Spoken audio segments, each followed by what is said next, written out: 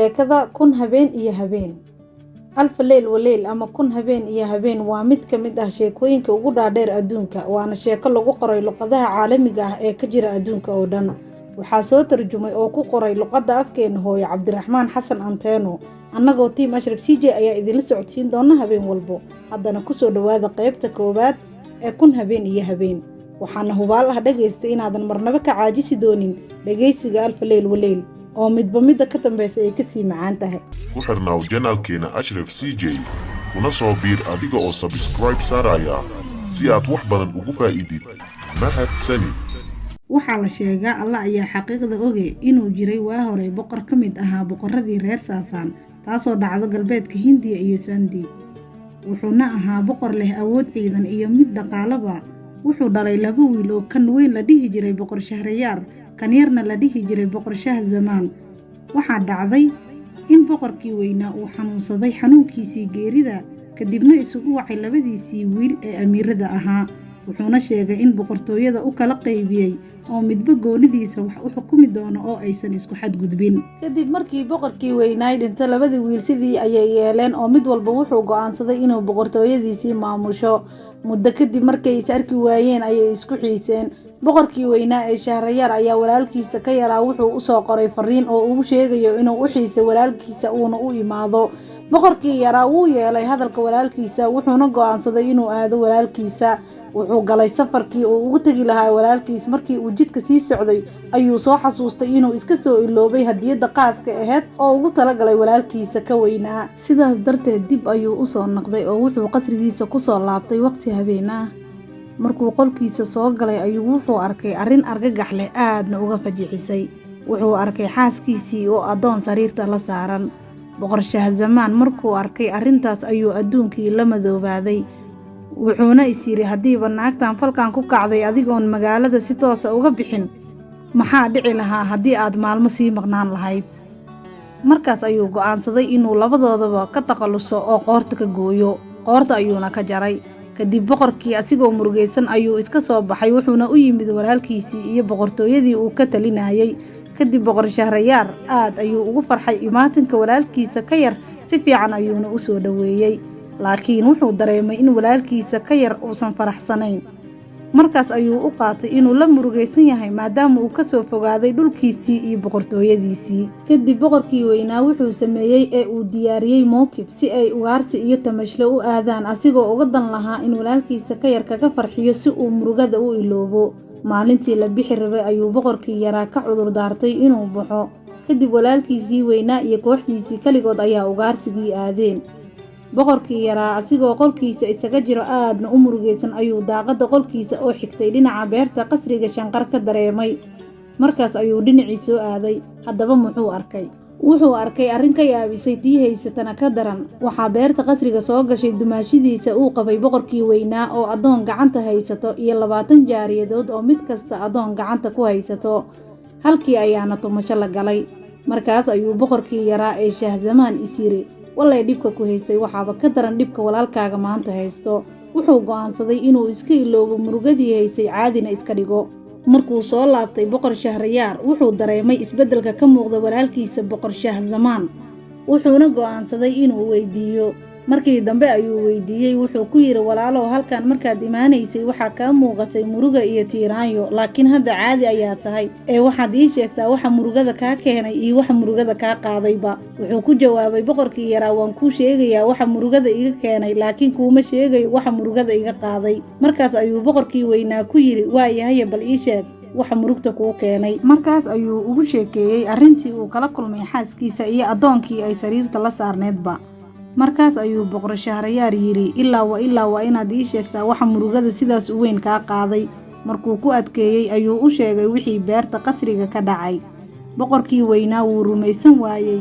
markaas ayaa walaalkiisa ka yaraa ku yiri haddaad beentayda u malayso dadka isugu wac oo ku dheh dalxiis iyo ugaarsi ayaan aadaynaa. markii la baxana inta soo dhuumato qolkayga soo gal. boqor Shahriyaar sidii ayuu sameeyey. kadibna maxaa dhacay? wuxuu arkay xaaskiisii iyo adoonkii iyo wixii walaalkiisa ugu sheekeeyey. boqor Shahriyaar markuu arkay waxa naagtiisa samaynayso ayuu caqligii ka duulay. wuxuuna walaalkiisa ka yar ku yiri nabad walaalow, aan meeshaan isaga tagnee. waxba ugama baahnin boqortooyo ilaa aan ka soo aragno in adduunkan ay ku nool yihiin dad annaga nala mid ah ama naga liitaan. Markaas ayuu ka oggolaaday walaalkiisa, kadibna labadoodii si wada jir ah ayay u baxeen ayagoo qasriga qarsoodi uga baxay. Waxay safar ku jiraanba maalintii dambe ayay geed hoos fadhiisteen iyagoo daalan. Geedku wuxuu u dhowaa bad yaroo meesha ku taalay, iyagoo meesha ku nasanayo ayay baddii hal mar kacday, waxaana ka soo baxay wax aad moodo tiir weyn kaasoo cirka isku shareeray. Markii ay arkeen waxaan ayay cabsi dareemeen, iyagoo geedkii orod ku fuuleen, waxayna sii fiiriyeen waxaan badda ka soo baxay muxuu yahay. Mase waxa badda ka soo baxayba waa jinni aad u weyn, aadna u dheer oo feero weyn, wuxuuna madaxa ku xambaarsan yahay sanduuq weyn. Jinnigii sidii uu u soo socday wuxuu imaaday geedkii ay labadii boqor saarnaayeen. Markaas ayuu geedkii hoos fadhiistay, wuxuuna furay sanduuqii weynaa. Markaas ayuu ka soo bixiyey sanduuq kale, wuu sii furay, wuxuuna ka soo bixiyey gabar aad moodo xuurulcayntii jannada quruxdeeda aad yaabayso, sidii dayaxana u ifayso. Markaas ayuu jinnigii gabadhii ku yidhi, boqoraddii xorta ahayday, waadsaan ku soo afduubtay habeenkii aqalgalkaagee, waxaan rabaa inaan yara seexdo. Markaas ayuu dhabteeda inta madax saartay ku seexday. Gabadhii iyadoo meelaha fiirfiirinayso ayay waxay isheeda qabteen labadii boqor ee geedka saarnaa. Markaas ayay madaxii jinniga inta dhabteeda ka qaaday dhulka dhigtay, kadibna u soo jeesatay dhankii labadii boqor, waxayna u ishaartay inay soo degtaan. Markaas ayay dhaheen, jinnigan cirfiidka ah ayaan ka baqaynaa. Waxay ku tiri, soo degta, haddaydan soo degin cirfiidka ayaan soo kicinayaa. Markaas ayay cabsadeen, wayna soo degteen.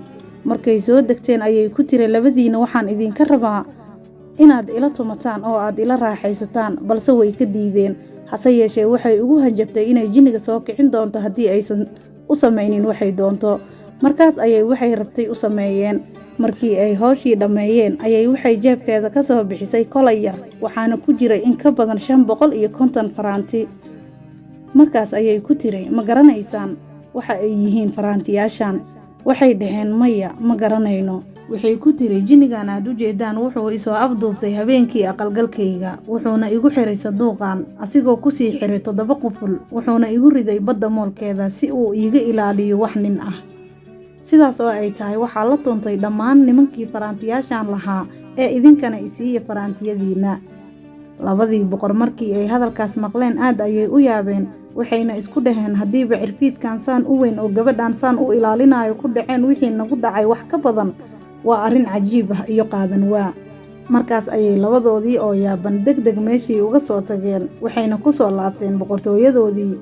Boqor Shahriyaar oo aad u xanaaqsanaa ayaa yimid qasrigiisa, wuxuuna amar ku bixiyey in la soo qabto naagtiisa, jaariyadihii iyo addoomihii la tuntay dhammaantood, waana la soo qabtay iyadoo dhammaantood boqorta laga wada gooyey. Intaas kuma ekaanine boqor Shahriyaar wuxuu amar ku bixiyey in habeen kasta gabar cusub loo guuriyo, subaxiina qoorta laga gooyo. Wuxuu sidaas xaalku ahaadaba muddo 3 sano kadib waxaa la waayay wax gabara oo gabdhihii waxay isku bedeleen wax la dilay iyo wax cararay. Wasiirkii u qaabilsanaa boqorka dhanka guurka maalintaas markuu soo waayay wax gabar ah oo u dhiso ayuu gurigiisa imaaday isagoo aad u murugaysan. Wasiirkaas wuxuu dhalay 2 gabdhood oo aad u qurux badan. Midda weyn waxaa la dhihi jiray Shahrazad, midda yarna Dunya Zamaan. Midda weyn ee Shahrazad waxay ahayd gabar mutacalimad ah oo wax badan ka taqaano kutubta taariikhda iyo sheekooyinkii boqoradii hore iyo wararkii ummadihii hore. Waxaana la sheegay in gabadhaas Shahrazad ay baratay in ka badan 1000 kitaab oo ku saabsan taariikhdii hore iyo sheekooyinkii hore.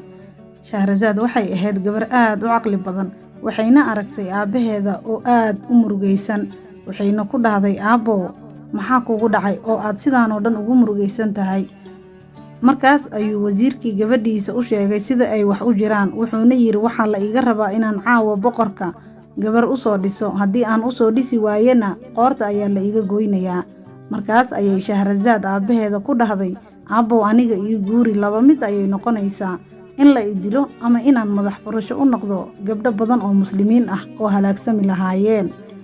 Markaas ayuu wasiirkii yiri, waan kuu cabsanayaa ee naftaada halis ha gelinin. Waxay ku tiri, waan ku qasbanahay midaas oo waa lagama maarmaan ee ii guuri. Aabaheed wuxuu yiri, waxaan kaaga cabsanayaa inay kugu dhacaan wixii ku dhacay dibigii iyo dameerkii oo ninkii beeralayda lahaa. waxay tiri aabbow maxaa ku dhacay? Wasiirkii wuxuu gabadhiisii ku yidhi ogow gabadhaydiyey inuu jiray nin beeraley ah oo xoolo dhaqato ahaan jiray, wuxuuna lahaa xaas iyo carruur. Ninkaas Alle subxaanahu wa tacaala wuxuu ugu deeqay aqoonta luqadaha xayawaanka iyo shimbiraha, laakiin hadduu ka xog warramo uu dhimanayo. Ninkaas beeraleyda wuxuu lahaa dameer iyo dibi. Dameerka shaqadiisa waxay ahayd in ninka raaco ee meeshuu doono ku aado, halka dibigana shaqadiisa ahayd in subaxii ilaa iyo galabtii beerta lagu falo. Maalintii dambe dibigii ayaa u yimid dameerkii isagoo iska fadhiyo cawskana iska cunayo, biyahana ag yaalaan. Wuxuuna ku yidhi, way kuu dhactay adiga, aniga waan daalay oo tacbaan ayaan ahay, sidii beer la igu falayay, laakiin adiga halkan ayaad cawska iska ruugaysaa, shaqo badanna ma qabatid. Markaas ayuu dameerkii yidhi, tala anigaa kuu hayo, birri markii laguu yimaado oo xarigga iyo tiirka yaambada beerta lagu falayo lagugu xiro, iska fariiso, hana istaagin, xataa hadday ku garaacaan. Haddii aad kacdana mar kale fariiso. Markay kaa dareemaan tabardarri, waxay kuu keenayaan bal iyo caws si aad xoog u yeelato, ee ha cunin cuntada, cabistana jooji ilaa iyo 2 maalin. Sidaas ayaad shaqada badan uga nasan kartaa. Ninkii beeraleyda ahaa sheekadooda ayuu maqlay, wuuna la yaabay. Subaxii xigay markii la gaaray ayuu dibigii diiday inuu kaco, si kasta oo la isugu dayay wuu kici waayey. Markaas ayuu ninkii beeraleyda ahaa yidhi, dameerka ha la wado oo beerta ha lagu falo. Markaas ayaa dameerkii la waday oo maalintii dhan beerta lagu falayay. Galabkii markii uu dameerkii moorada ku soo laabtay, waxaa u mahad celiyey dibigii abaalkuu u sameeyey iyo talada uu siiyey, laakiin dameerkii uma uusan jawaabin, asigoo si xun ugu shalaayay in taladaas asiga siiyey dibiga. Maalintii labaad ninkii beeraleyda ahaa wuxuu u yimid dameerkii asigoo dibiga faraha ka qaaday. Mar labaad ayaana beertii lagu soo falay. Galabtii asagoo tacbaan ah markuu ku soo laabtay xeradii, waxaa mar kale u mahad celiyey dibigii, laakiin dameerkii ayaa markaan ku yidhi dibigii, aniga waan kuu naseexaynayaa, waayo waxaan maanta maqlayay ninka beeraleyda ahaa uu shaqaalihiisa leh, haddii biri dibiga kici waayo waxaad u geysaan kawaalnaha si uu u qalo, ileen wax faa'iido ah laguma qabo marba hadduusan beerta fadhi karin. Markuu dibiga hadalkaas maqlay ayuu haddana dameerkii u mahad celiyey, wuxuuna dhahay biri waan howl bilaabi doonaa. Ninkii beeraleyda ahaana sheekadaas wuu maqlayay. Subaxii markii la gaaray, dibigii wuxuu bilaabay inuu wax badan cuno, isagoo shaqo isku diyaarinayo. Ninkii beeraleyda ahaa markuu arkay fakfakta dibiga ka muuqato iyo siduu shaqo diyaar ugu yahay, ayuu qosol la dhacay. Naagtiisa oo meesha ka dhoweyd ayaa waxay tiri, maxaad ku qoslaysaa? Markaas ayuu wuxuu ku yidhi, haddaan kuu sheego waan dhimanayaa. Waxay tiri, ii sheeg, xataa haddii aad dhimanayso. Habeen dambe la soco qaybta xigta sheekada xiisaha badan ee Kun Habeen iyo Habeen.